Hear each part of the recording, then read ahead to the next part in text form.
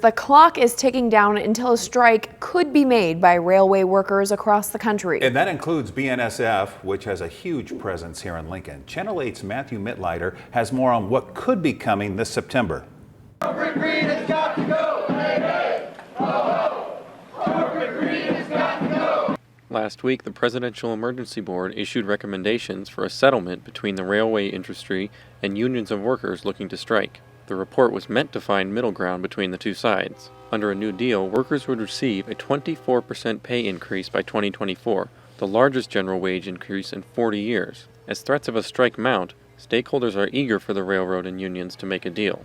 I spoke with Jakob-Forsgren of the Brotherhood-of-Maintenance-way, a group made of workers who help build and maintain railroads across the U.S. He says rail workers aren't happy with the new recommendation, especially after several railroad companies said their work didn't equate to profits.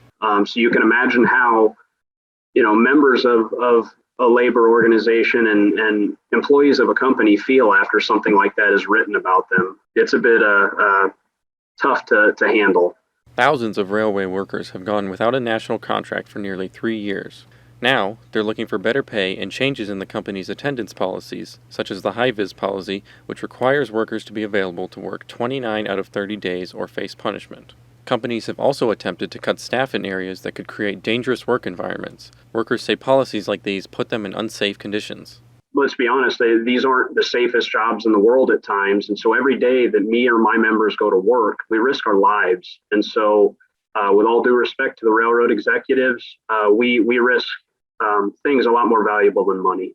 As a 10-year railroader, Jacob says he and his fellow workers put more than just their lives at risk doing their jobs. Every time I get sent away for work by the railroads, I risk further damaging my marriage when I miss birthdays and anniversaries. I risk further damage to the relationship with my kids when I miss, helping with homework, when I miss t-ball and basketball games. Following the report, railway companies and unions have a 30-day cooling-off period ending in September 15th to work out an agreement before workers are legally allowed to strike.